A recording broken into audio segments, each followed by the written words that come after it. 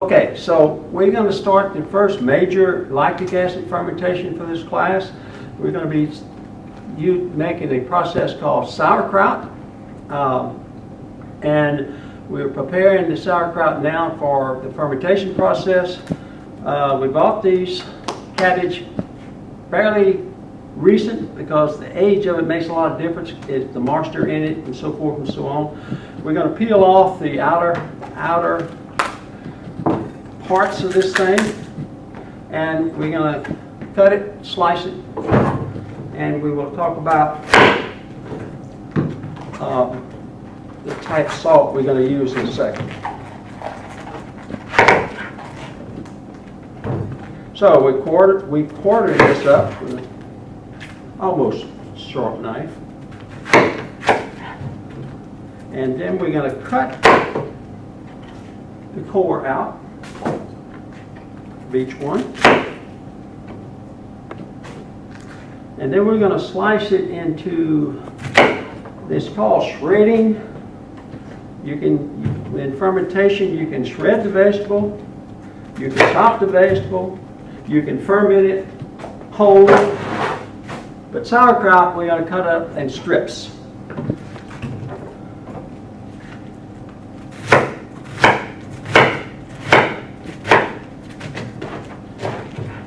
And I gotta pay attention to my fingers here. You're getting a pretty small strip of sauerkraut.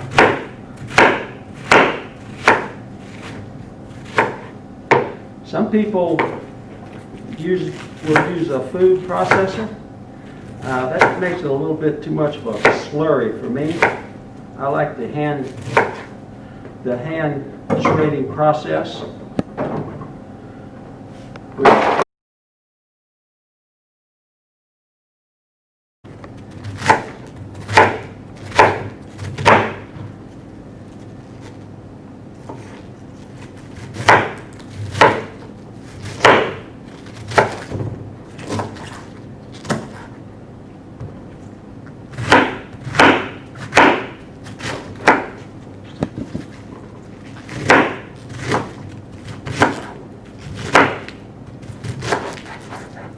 Alright, kind of made a mess here. We're adding this to a tarred aluminum foil pan, and we're weighing out the sauerkraut because what we want to produce here is a 2% salt solution.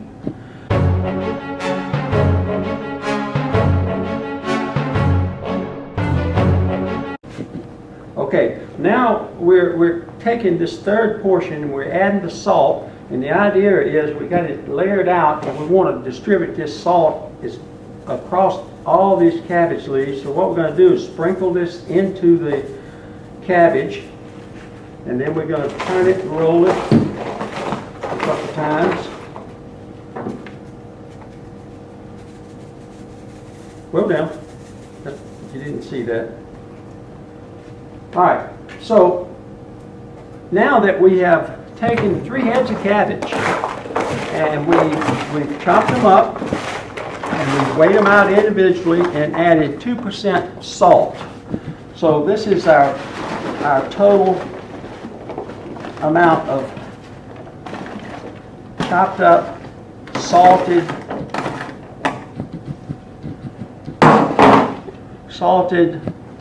cabbage. I don't know if you can see the inside of this.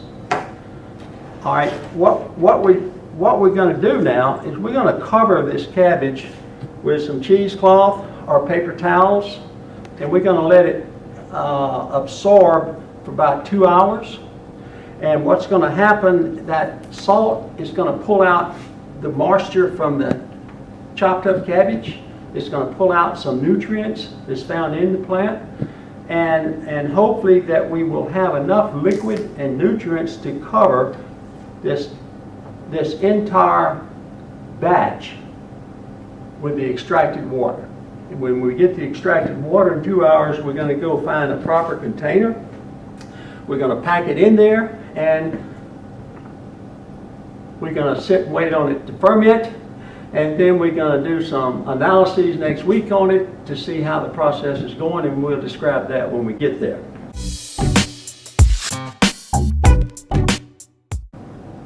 Well, one of the things that you ought to do while you're taking this course, and I'm going to remind you, this course is not one of my goals in this course is to get you interested in fermentation, so you can actually get into it as a habit, but it's also a good food preserving mechanism. And another thing I want you to do is check some fermentation products on YouTube. They have 1,100 ways to package this, but it's pretty simple. We're going to have some liquid coming out of the sauerkraut in a couple hours, and we're going to choose basically a vessel that fits our, what's the weight of our, total weight of that? 1,400 grams with 2% salt. So we're going to grab something that will hold that volume, and I don't know which one it'll be yet. So I want to talk about vessels briefly. Originally, sauerkraut was done in open containers, and this container right here is 20 gallons. They make them up to 50 gallons, and so if you've got a large, in fact even in Georgia they dig a hole in the ground and put a layer on that, dump them in there, and the top part of it is open. So what you want to do in this fermentation process and the action of the organism is to get the environment anaerobic. So what happens when the salt gets in here, the organism starts fermenting the sugars, producing acidity, the pH will drop, and they will produce CO2. CO2 is heavier than oxygen, so CO2 will bring this up, push all the oxygen out, and only the surface up here is aerobic. So you can ferment it in an open container, but you want to put a top on to keep the birds and stuff from flying over. But once you ferment, we're going to go for about 6 weeks, and we're going to be doing the microbiological and the chemical test on it. We're going to know by a certain percentage when to stop when the fermentation's over. So any vessel that you use, you're going to have some nastiness on the top. So all you do is rake that off, and the rest of it is perfectly perfect. So the type of container really doesn't matter. I like this, I'm not pushing the market, but this type of container, I'm going to tilt it a little bit. You can see that it's got a center, it's got some heavy weight things in here, which we'll take out. And the beauty about this container is that you have a water seal. You can pack this thing full, and you want the water above the cabbage, so we put weights on it, whatever size we've got. And then you notice that this lid has a hole in it. We're going to add water on the outside, just like you used to do in a chicken coop when you feed chicken. Remember the water in the chicken coop?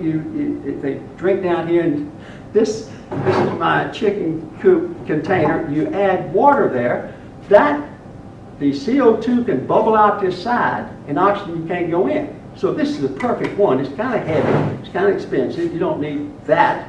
This is a 10 liter. This is a 20 liter. What the hell are you going to do with 20 liters of sauerkraut? If you're somewhere in East Asia in the wintertime, you're going to eat that stuff and survive the winter. But we're not that bad a shape yet, so don't worry about it. Now, I have over the years in this class gotten all kinds of devices. I'd say, hang on. This is a, I forgot the size. This is a liter, this is a quart and a half, 32 and 16. So look, it's got a little flopper on it, it's got a seal on it, it's got a little slot here that you can put a water seal. CO2 can bubble out. So we got all sorts of devices. You can use a mason jar if you want to, if your hand is big enough to pack it. If you use a mason jar, you don't need the CO2, just every day you burp it. Just like, and tighten the lid. That's all you got to do. So it doesn't. You can use when we get to wine making, we can add the 3-liter plastic Coke bottles. So containers are important. So we'll let you know when we start adding this which one of these we're going to use. Okay, we're back. It was a short 2.5 hours, and remember we were letting the salt pull out all the liquids in the sauerkraut.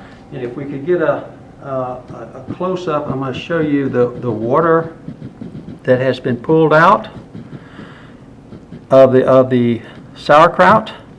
And now, by looking at this amount of sauerkraut, we're going to have to choose what type of vessel will hold all this.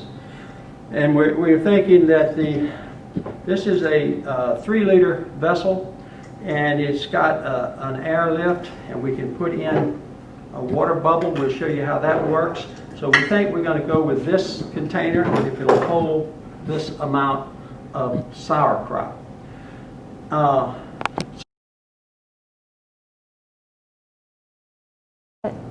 Okay, we spared you the brutality of squeezing the juice out of the cabbage.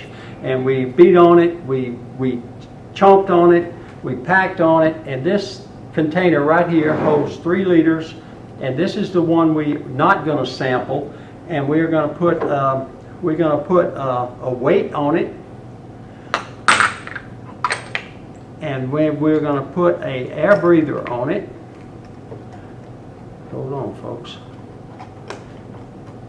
Like this, and then we're going to take a little.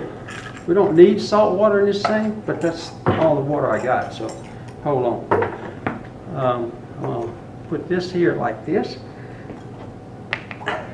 and then I'm going to put some salt water. Now, why am I putting salt water? I don't know. All right, look. What we got now is we got an air trap. An air trap is going to let the gas come out of here that the microbes ferment, CO2. It will bubble up and it won't let air back in there. So the whole goal is to take the microflora. By the way, this is natural fermentation. All that means is we're using the lactic acid bacteria off of whatever vegetable we ferment.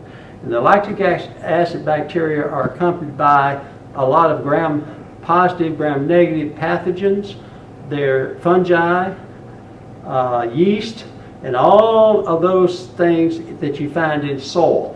So what happens, the first step of the fermentation is going to start eliminating things by fermenting glucose, producing acid. And so we'll talk about this succession thing at a different time, but this one is going to be put at 18 degrees centigrade in a BOD incubator. We're not going to sample out of that one. We're going to sample out of this one. So what I'm doing now is I'm trying to pound and get all this stuff in this container. And notice that, well, I wished I had a baseball bat or something to push, but we've got a very clean tool here. We're going to pound this down, and by pounding it down, we're getting the air spaces out of it so that we don't have any air pockets for it to grow on. That worked pretty neat. I used to have a big old funnel. I lost it. I don't know. But so just bear with me. We're going to get all this in there. Whoa, now. And cooking, you know, people talk about cooking being an art or science. I don't know. If we're going to get a little both out of this thing. The art part I'm not worried about. The final product I am. Oh, okay, so now we finally pounded this into our testing sauerkraut bottle. We're going to put a little glass weight because you want the leaves under the brine. And so we're going to drop it right on the top of that. Now, starting today, we're going to monitor the chemistry and the microbes involved lactic acid fermentation. So we're going to be taking say every day out of this sample, we're going to be taking at least 10 mLs for titration of acidity. We're going to take another 10 mLs for measuring the pH.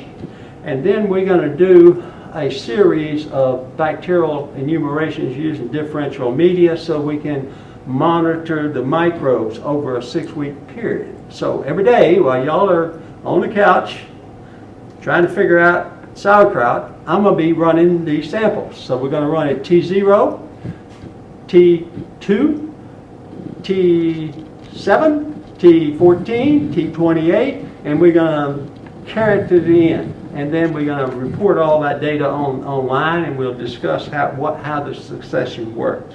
So before I close this, we're going to put both of them at 18 degrees. And I have to, I don't know how, I'd rather you not watch me do this. So I'll see you later on in the thing. I'm going to get 10 mLs of sample out here, so I don't want you to watch. We're going to put the water cap on the sample. We're going to put a label on this one. We have it made. We haven't put it. We're going to dry off the thing. And this is the liquid that I'm going to be doing the chemistry on. Sooner or later, you're going to see Noel.